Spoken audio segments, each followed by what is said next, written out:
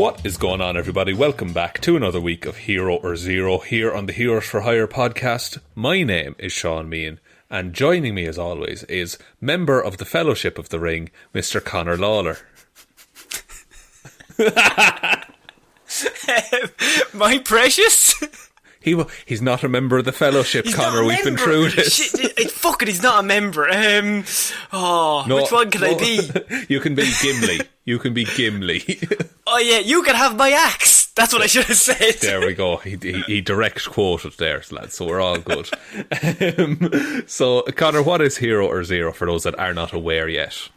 Hero Zero is the show where we choose one comic book character every single week, and we talk their good points and their bad points, and we just generally give you a bit of a rundown of everything to do with that character. Now, I normally choose DC, Shaun normally chooses Marvel, and last week I chose a dog shit character, but it's still better than all Marvel characters. I chose Bouncing Boy, right? Not to create a a bit of, dissent here.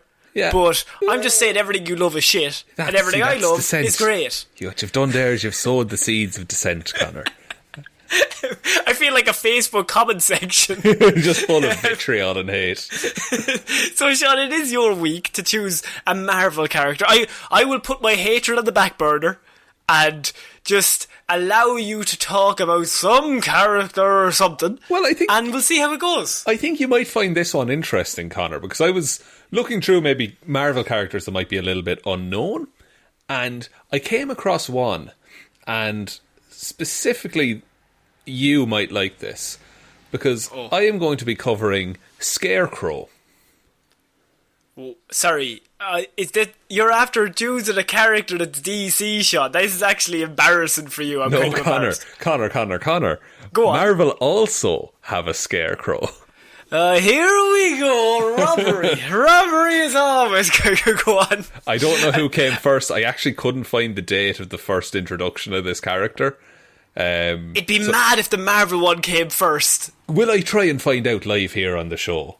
Yeah, because I think that's mad if that one came first. But also, I know I'm playing a character right now, but in comic books they just copy off each other all the time. So that's very true. So Marvel Scarecrow was March 1964 in Tales of Suspense number 51. I think Scarecrow's earlier. I've done a Hero Zero on Scarecrow. I think he's 50s. Made his debut in World's Finest number 3 in 1941. 41? Oh, yeah. See now. You have 23 Copycats. Years on us. So we were just perfecting it. So here we go. Born in Rhinebeck, New York, Ebenezer Lawton was raised by an alcoholic mother who beat him viciously. And after the beatings, her guilt drove her to give him presents. Okay? Right. So, okay. Learning that rewards followed punishment, Ebenezer began deliberately misbehaving to receive beatings. You know what? That's kind of it's a very classic comic book origin. Parents are bastards, leads the child to become a villain. Yeah. I'm okay with that. I'm also very okay with that psychology. I think that's interesting to use that in a character. I'm very intrigued about what his power. I know nothing about this guy, so I'm intrigued about where this is going. Like it's weird. It is strange, and it kind of ramps up all of a sudden. But we're still in the origin at this point. So, Ebenezer was a naturally flexible, double-jointed youth. Who once saw a quote-unquote rubber man performing at a travelling carnival, and he became obsessed with emulating him. Right, so a contortionist, basically. So he loves two things. He loves presents after getting beaten up by his loved ones, and he loves contortionists. Exactly. Okay. No mention of anything to do with scarecrows yet. Let's just be clear about that. Very clear, no mention whatsoever. He hasn't even been in a field. Training himself almost incessantly, Ebenezer learned to twist and bend his body into numerous unusual positions and perform various acrobatic stunts. This is such a weird origin. He went to the circus once and now he's training forever. Like, it's like Batman who just decided, it's just like, I'm going to train forever now. It's just like this series of dominoes that leads to a Scarecrow. He went to the circus once. Now I will devote my whole life to this thing.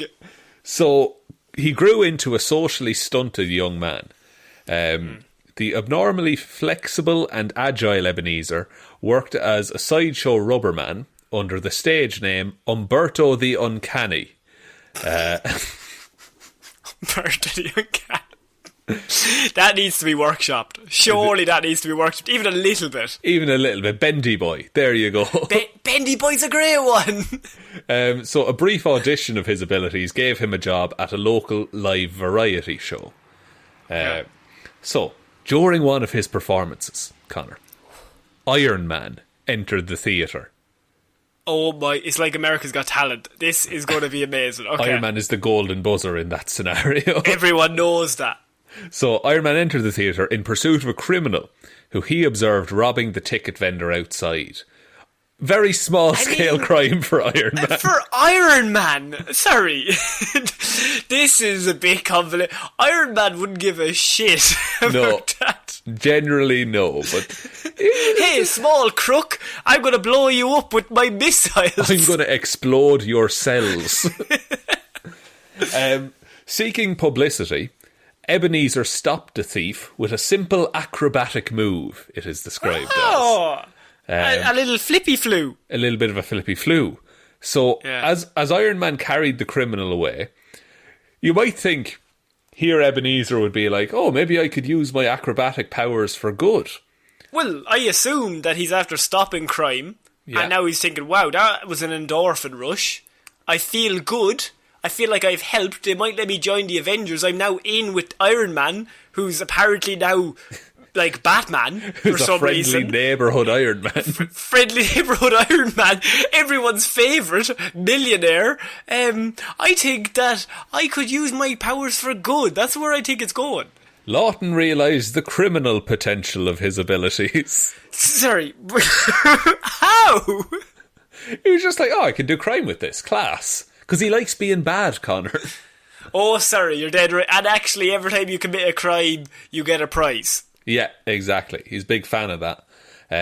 So, what did he do? He stole a flock of trained birds from a fellow performer to assist him in his new costumed criminal guise of the Scarecrow. Sorry. You can't just steal a flock of birds. I'm going to put my foot down. You cannot just say, I'm going to steal that flock of birds and then I will control them. I would assume that if you take, okay, let's say he gets away with the big cage, like he's carried a big net and it's full of fucking birds. Yeah. And he has one little string like a big balloon and he's carrying them around behind his back over his shoulder. Even if he gets out of there, the minute he releases those birds, what's going to happen, Shaun? Going to get his eyes pecked out. Going to get his eyes pecked out when they're all flying away. True. But he's very good with crows. He's very flexible in both body and in spirit. So he embarked on a life of crime. One of his early victims was multi-millionaire Tony Stark. Now, Tony Stark, for those that aren't in the know, is the secret alter ego of Iron Man. Yeah, everyone's favourite criminal who stops neighbourhoods crimes. So after robbing Stark's penthouse, the Scarecrow discovered some plans for cutting-edge weapons. He decided to sell them to the Cuban military, but not before squeezing a few more dollars from Stark. Honestly, this man is all over the map. He's a bit of everything, isn't he? Does he have connections in the Cuban military? He's a contortionist with a big flock of crows that he somehow controls, and he also is not he's not above just robbing someone and then going, pay me to get your stuff back, fuck you. Here's the Cubans, come here, I've got some good ideas. Well, Lawton offered Stark the opportunity to buy back the plans. They met up at a harbour, and Scarecrow took the briefcase full of money and left in a boat with the plans. surely Iron Man just turned up in his suit and would just arrest him immediately. Possible. So, but the secret identity was still secret at this point, so he couldn't just rock up. Okay. The Scarecrow sent it to Tony Stark directly. Okay, fair enough. However, as Iron Man, Stark followed the Scarecrow. He just suited up, and he sunk the ship belonging to the Cuban Navy. And after that, he had to go back to Crime Alley. But I'm out here sinking ships. I'll just kill all of these people. It's fine. I'm Iron Man. Before he could fall at Iron Man's hands, the Scarecrow fled to Cuba, and he hid out there for a while. How? Like, what? He fled to Cuba. How? Yeah, but who does he know in Cuba? He'll make friends. He's very socially awkward. This is the first time we've heard of Cuba and this man. Not once in the report was it even mentioned he'd ever shown any sight of interest in Cuba. Well, I have good news for you, Connor, because it's never going to be mentioned again. Was this just a way to write him out in comic books? He's in Cuba. He's not a troublemaker anymore. He's gone to some farm on Cuba. He'll be fine. Yeah. He got flushed down the toilet to the farm in Cuba. So, years later, he took part in an unsuccessful mass supervillain attack on the wedding of Reed and Sue Richards, which would obviously be stopped. I'm assuming he was the leader. No, he was a small player in that whole thing. A very small player. I'm assuming he maybe didn't even get one word of dialogue. He was probably one of about 50 faces in the background. They filled him in. They used him to fill in some crowd scenes, basically. Yeah, makes sense. Perfect. So after that, he joined the Magia. So he joined Marvel's version of the Mafia. Because he has connections. Not only in the Cuba, but now he's got connections in the Magia. In the Magia. So Italy, presumably? Yeah. And he battled the X-Men alongside such storied characters as Eel, Plantman, Porcupine, and Unicorn. Sorry, just really quickly. Wolverine. Or just shows up. Wolverine shows up. What's the guy that's good at bending going to do against anyone that's on the X-Men team? Jean Grey shows up. What is Bendy Boy going to do when Jean Grey takes over his mind?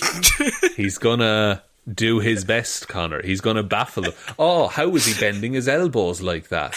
He's just double jointed.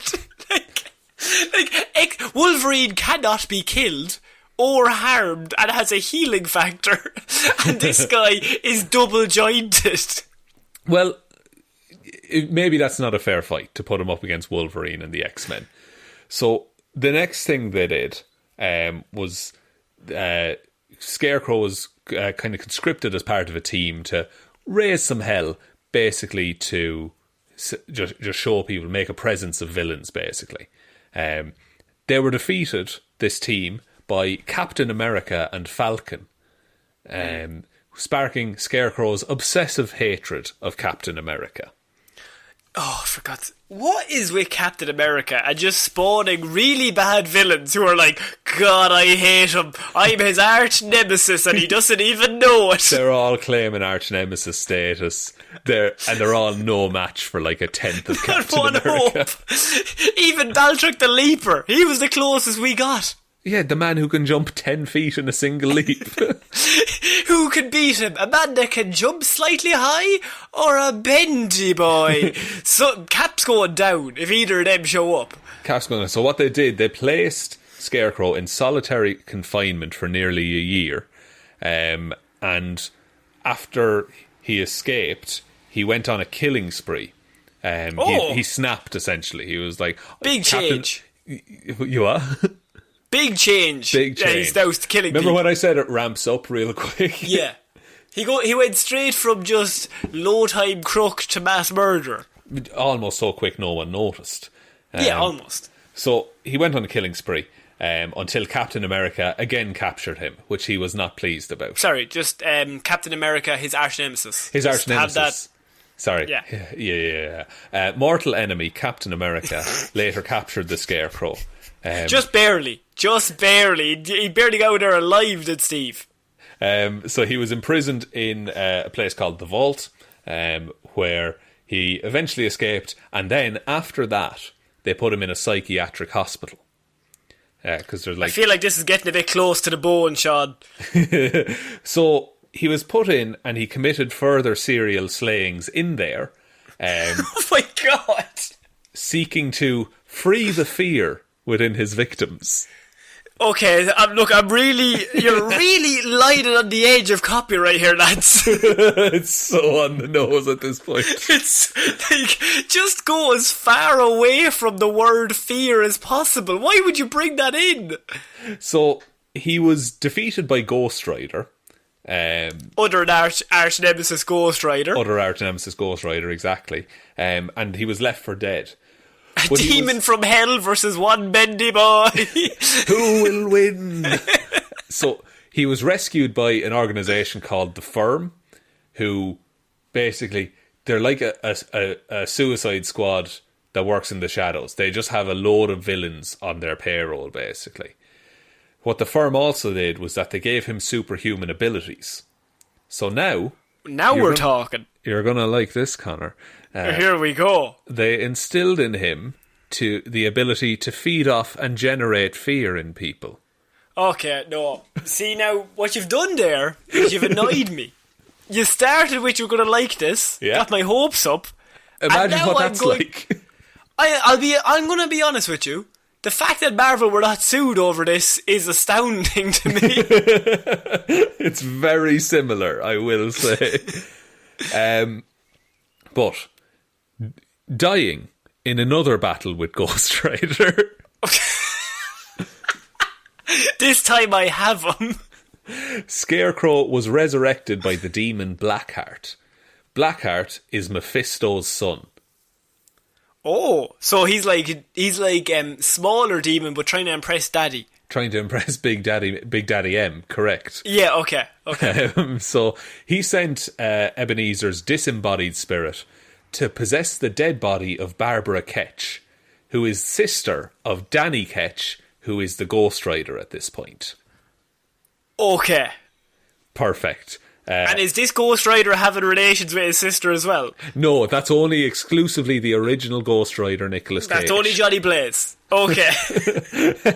So, following the battle, a harrowing battle where Danny Ketch had to defeat his dead sister, which is technically fine. Actually, that's not even technical. That's just, I mean, it's fucked up, but it's fine. And he was once again cast into hell after being defeated by Ghost Rider. He's 0-3. Later resurrected, and was then sent to the raft. He got resurrected to be sent to jail. Pretty much, yeah. Like he was resurrected, caused some mischief, got sent to the raft.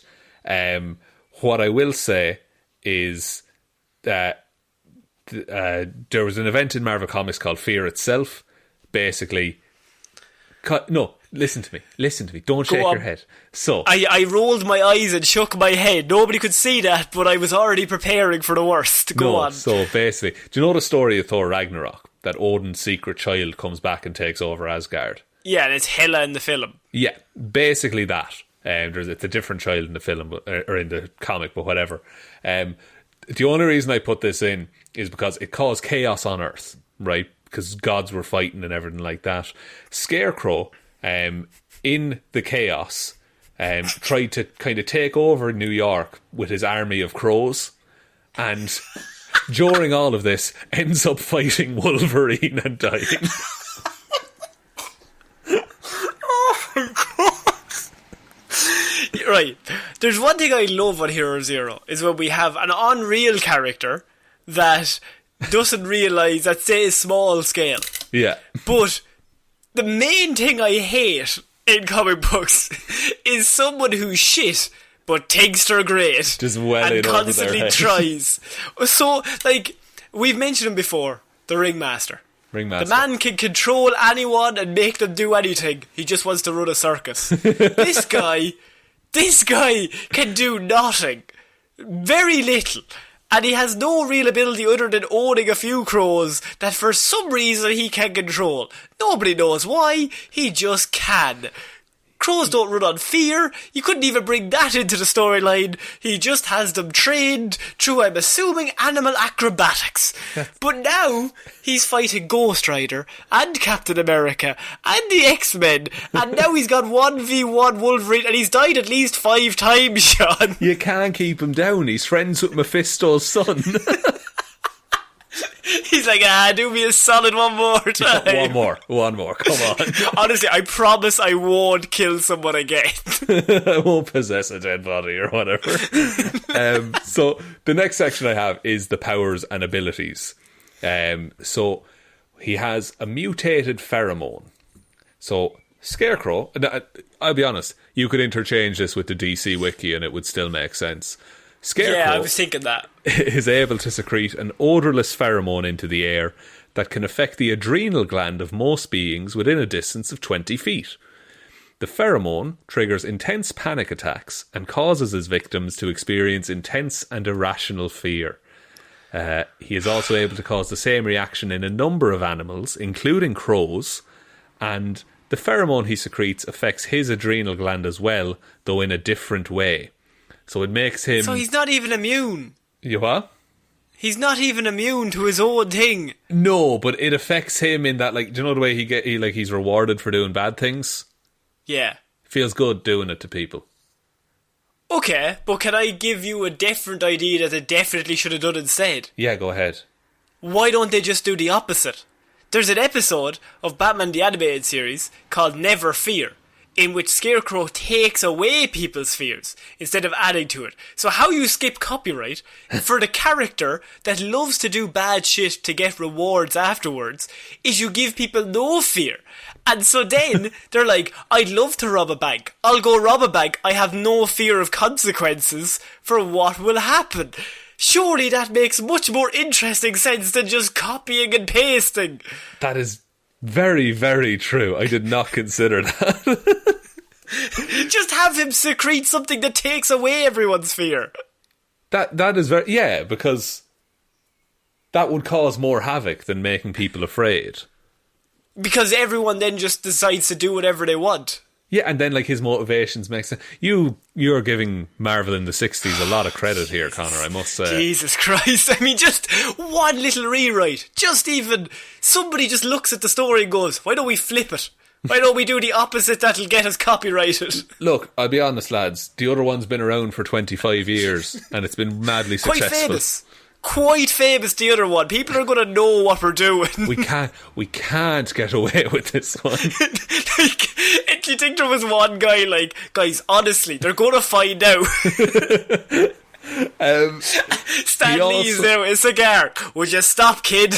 It'll be fine. Give him more fear. This is the Marvel method. So he also has superhuman strength. Because of the pheromone and things like that. He can lift between 2 and 10 tons. That's pretty good. He can run at superhuman speeds, a top speed of 65 miles per hour. That's pretty good. Yeah. But that's only with the thing in his system. Yes. That's like at peak, basically. At his peak, he's also able to exert himself for up to 24 hours before the build-up of fatigue toxins in his bloodstream starts to impair his abilities. So he has unreal endurance, basically.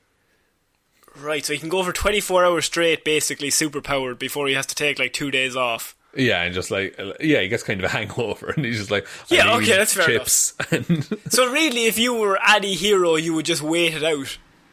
Yeah, you would just... It's like, I can go 48 hours. I'll be fine. Like, if we just stop fighting for 12 hours, we just wait it out. Everyone go to bed. When we wake up, we'll just get them then. We'll manage. There's 14 of us. It's fine. He's Scarecrow. He also has superhuman agility, superhuman reflexes. He has virtually instantaneous response in terms of reflexes. Okay, and that's pretty good. He has a regenerative healing factor as well. Oh, see now, he's a lot more superpowered than I originally thought then. Yeah, like, and most of it is due to that, like, experimentation that the firm did on him.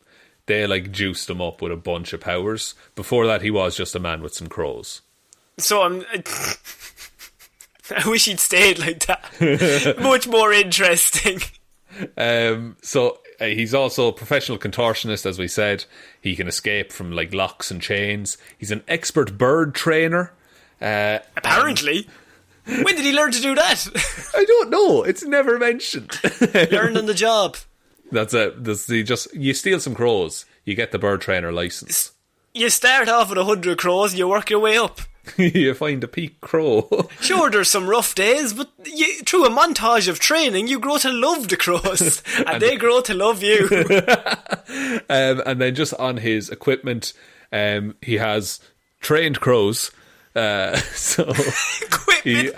crows. He's trained them to perform a variety of actions through hand gestures and tone of voice. They can attack targets, they can defend him, and they can carry objects. And in terms of weapons, he usually carries a pitchfork with which he attempts to disembowel people. This guy is all over the map. He's an absolute mess of a character. Like, he just has everybody's origin at once. Just all slammed together. What do we have? Pitchfork? Yeah, that'd be good enough. What do we give him? Crows? Fucking crows. His name's Scarecrow. Surely the crows would avoid him, though. Nah, don't think about it. No. It says superhuman speed and agility, so he's able to catch up with the crows, so they can never get away. Yeah, he can fly as well. Yeah, he can fly. Yeah. Oh, what the? He can regrow stuff. Yeah, he's got mutant genes, obviously. Like, I'm not dumb. Fucking hell. And look, if I had to put an amount he could lift, somewhere between 2 and 10 tons, maybe. Just off the top of my head. Just maybe 8 tons on the reg. And then just on his 1 to 7 rating system, he has an intelligence of 2, strength of 4, speed of 3, durability of 4, energy projection of 3, and fighting skills of 4. That intelligence is too high. He should be a negative number at this point. Negative number. So, which do you prefer, is my real question, Connor? Is it the DC Scarecrow, the shit one, or this one, the peak? Well, to be honest with you, I've constantly thought Crane is my go-to Scarecrow. Yeah. Because he's the only one I'd ever heard of. But I feel like you've opened my eyes here today. That there are alternatives. Yeah. And that the alternatives are clearly better characters, more well written, and just with more structure and layers as characters. Like, the other one, psychologist, he creates fear, he plays off people's emotions, psychologically wounds people. This guy has a pitchfork that he stabs people with and 100 crows at his back. I gotta go with Marvel's Scarecrow as clearly the resident Scarecrow. That's the official recognised Scarecrow of this podcast. I've kind of taken the other Scarecrow out of canon in my head. Out of all canon. Out of all canon. I've never seen anything with a right Scarecrow until this moment. Well, I'm glad we could accomplish that today. I'm glad that's recorded, that you've said that. I think that's going to be handy in the future. And I would just say, how many crows does Jonathan Crane have? Fuck, he's got none. You're dead right. He's never trained a crow in his life. You put a crow in front of that man, he wouldn't know what to do with it. He spent all his time doing character development. Not enough time training crows. No, this man, my Scarecrow, has just lost and died a bunch of times, and now he's probably fine. Jonathan Crane never died. No deaths. Where's the trauma, Connor? Where's the the story? Crow as a character. Did your guy go from regular man to Crow having superhuman? I don't think so. What an arc. What a glow up. Shaun, would you like me to take us out? Yes, please, Connor. We don't normally do characters that shit, but this is Hero Zero, and thank you for tuning in. If you liked what you heard, you can give us a like and subscribe on whatever platform you're listening to this on. Give us whatever stars, it just really helps us out with the algorithm. And if you feel like we need to improve on some, send in a comment, let us know. And most importantly, just tell one human being we exist. Just We're one. on all the social medias. They're all down below, underneath the show. And we do movie reviews, TV show reviews of Falcon and Winter Soldier. We're going to be doing a Loki review in the next few weeks over on our Patreon. But don't tell anyone. Patreon. Keep it low key. Keep it low. He won't be there.